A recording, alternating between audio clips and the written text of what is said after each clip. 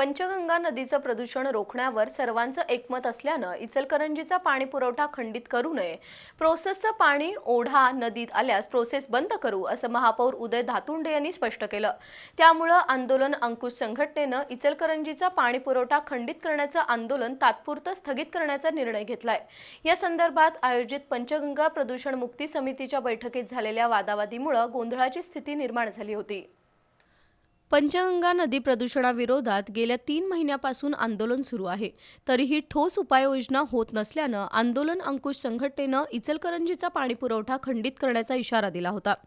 या पार्श्वभूमीवर महापौर उदय धातुंडे यांनी प्रदूषण मुक्ती समितीची बैठक बोलावली होती। बैठकीच्या सुरुवातीला आंदोलन अंकुश संघटनेचे धनाजी चुडमुंगे यांनी समितीनं परवानगी दिली नसताना सुरू केलेले प्रोसेस बंद करावेत आणि प्रोसेसचं प्रक्रिया केलेलं पाणी ज्या शेतीला दिलं जातं त्याची लेखी माहिती देण्याची मागणी केली।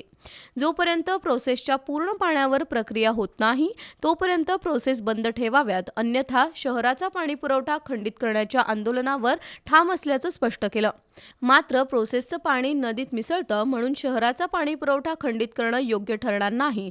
दूषित पाणी नदीत मिसळल्यास प्रोसेस बंद करू, पण शहराचा पाणीपुरवठा खंडित करण्याचं आंदोलन मागे घेण्याची विनंती बजरंग लोणारी, राजू बोंद्रे यांनी केली।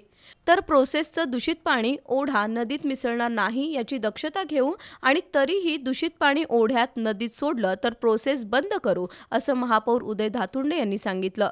दरम्यान चर्चा सुरू असतानाच आंदोलक प्रशासनावर खोटेनाटे आरोप करत आहेत। आंदोलकच दूषित पाण्याच्या पाईपलाईनचे व्हॉल्व्ह सुरू करत असल्याचा आरोप प्रोसेस समर्थकांनी केला। त्यामुळे आंदोलक आक्रमक झाल्यानं महापौर दालनात गोंधळाची स्थिती निर्माण झाली होती।